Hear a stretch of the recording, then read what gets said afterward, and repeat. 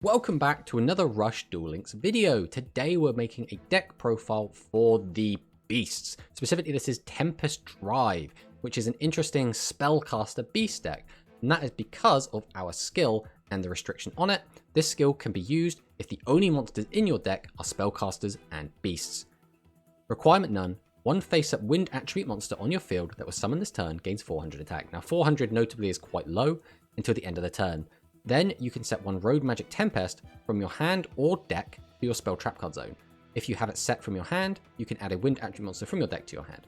So this is already a bit of a red flag. We have to be running the Road Magic Tempest in the main deck. We don't just get to create it out of nothing, which can get a little bit tricky because basically that means that we have deck real estate taken up by what is basically not a very good card. And that is because although this card is part of our win condition, it has a lot of restrictions on it. So if we have a face-up level 7 or higher spellcaster type monster on our field, we can send one wind attribute monster from our hand to the graveyard. So already, we have to have a level 7 spellcaster, so 7's Rogue Magician. I mean, we could be running Dark Magician in here, but that would basically be terrible. Then we have to send a wind monster from our hand to the graveyard. So again, that means we already have to have a bunch of winds, and we're losing a card from our hand as well, which is not very good. But then we can change the battle position of up to 3 monsters on your opponent's field. So that's really good because we want to change all of our opponent's defense monsters to attack, ideally, and then run into them, and that's kind of our combo to be able to win the game. Now, the issue comes in that if we want to have easy access to Road Magic Tempest, we have to use our skill Tempest Drive. That means we have to summon a wind monster, then we can search out the Tempest Drive from the deck, and then we have to have a second wind monster in our hand to discard to use the effect of Road Magic Tempest, as well as already have a 7's Rogue Magician out. So there's a lot of moving pieces here that gets a little bit muddled. So it's a little bit weird in how this kind of ends up playing. The other issue being that our boss monster, Bendorbreak the Conqueror, is really bad. So 1900 attack, 2500 defense. 2500 defense is good, but there are a lot of decks that can just easily walk over this. Ancient Forces can easily take this out with any of their boss monsters, as can Dragonic Resonance. Spellcasters themselves also beat over this quite easily. This basically only walls off Aqua Aggro and maybe some warrior decks, so it's a little bit... it's not great.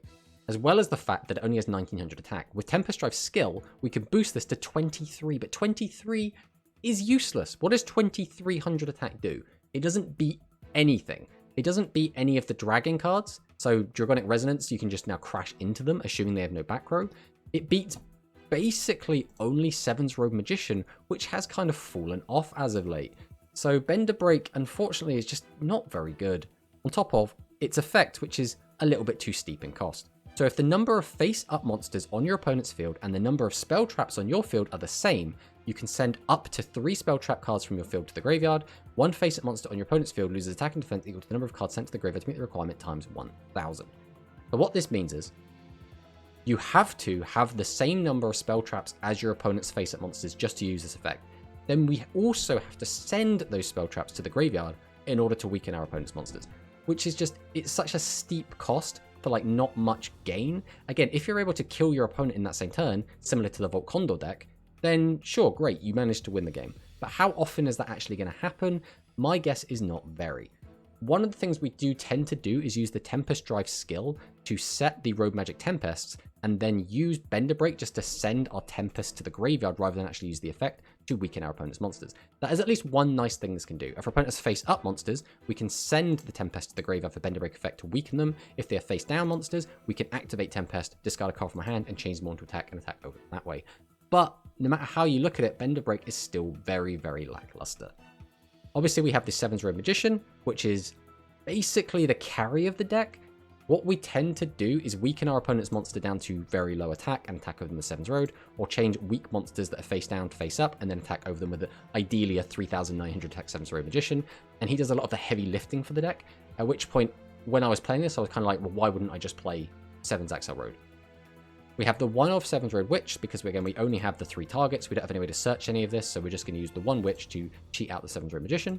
We have the 3 copies of Silverwolf. Now, this card is fine. 1300 attack is fine. If we have a face-up beast type monster on your field other than this card, we can send the top card of deck to the graveyard. Again, the requirement isn't that bad. Getting another beast shouldn't be that difficult, and sending the top card of deck to the graveyard is pretty good because that does fuel things like our 7's Road Magician effect. we don't lose any cards from our hand, and we don't have to pay any life points, which is a plus. One face-up monster on your opponent's field loses 200 attack and defense to the end of this turn. Now 200 is quite low, but sometimes that's all you'll need. The main issue with this only being 200 is that if we use Bendorbreak with Tempest Drive, it will boost it to 23, and then Silverwolf weakening by 200 means we can now still only just crash with a 2500, which is still really bad. At least it does mean we can attack over the Earth Dragons from the Dragonic Resonance deck, which is something, and there are other situations where this can come up and you can like creep lethal barely with this card, so it's still pretty good. We have Fire Golem, which again is okay. We can use this to weaken defense, but primarily this is in here because it's both a spellcaster and a fire type, just to be used with 7/0 Magician, Mystic Dealer, and Recovery Force. Speaking of, Mystic Dealer is, again, a fine consistency tool. It's a water monster, so again, it fulfills that requirement for 7/0 Magician effect, as well as we can discard some cards, draw some cards, and hopefully find what we're looking for. Next up, we have Paku Paku Chu. So this is kind of the core of the beast engine that people have been toying around with. So if we have no other monsters on our field, that's already a little bit of an annoying requirement. We can place one beast type monster, so any beast, so other copies of Paku Paku Chu. We can also put Bendorbreak back into the deck if we want to, on the bottom of your deck. So it's back in the deck, so you will get it eventually, but you'd have to shuffle it to really want to see it.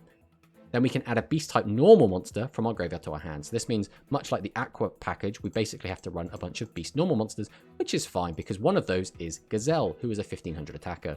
So this is basically a way that you can keep recycling 1500 attackers, which is decent enough.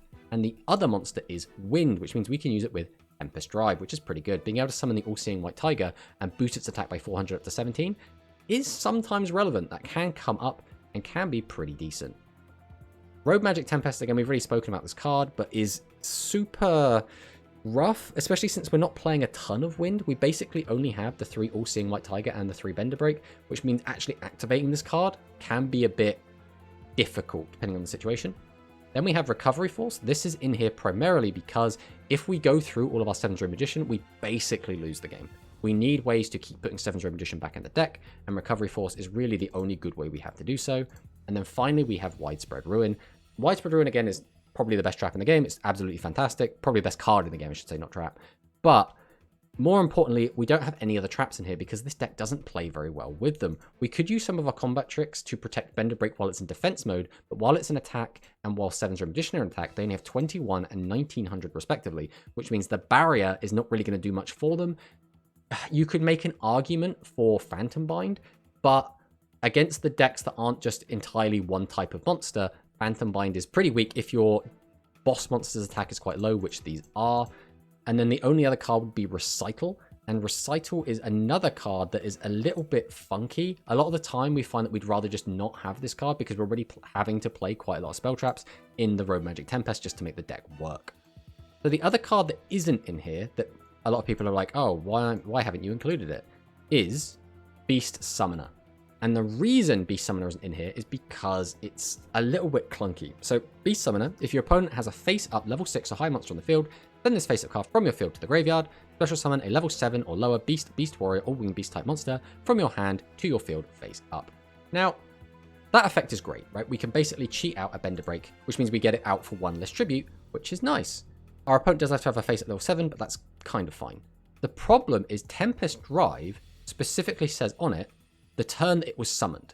Now, what this means is the turn it was normal summoned. If we do use the effect of our Beast Summoner, we cannot use Tempest Drive to boost Bendorbreak, and we cannot use it to search out Tempest. So, because of that, we decided to take it out, because more often than not, Beast Summoner wasn't actually accomplishing a decent goal. If we're going to be cheating out a monster, we'd rather use 7/0 Witch to get out 7/0 Magician, because then we can do Bendorbreak, 7/0 Witch, 7/0 Magician, and then push for lethal that way. And overall, Beast Summoner just really wasn't pulling its weight. Whenever we did use its effect, it just felt very lackluster because we couldn't use Tempest Drive alongside it. So this is the deck. Realistically, this deck is poor. This is either tier 3, like kind of near the bottom of tier 3, or Rogue. I really have not found much success playing this deck. Now, again, if you've got a much better build of this deck, feel free to post it in the comments below. I would love to try it out because I would love to find any form of success with this deck. Realistically, we got maybe a 33% win rate with this deck, which is not great. Playing into the other tier 1 decks, it really, really does struggle. We did manage to take a few games here and there, but overall it was not feeling super consistent, it was not feeling super powerful, and against overly aggressive decks, this deck really could not hold its own. So let's fire into the replays so I can show you what I've been talking about.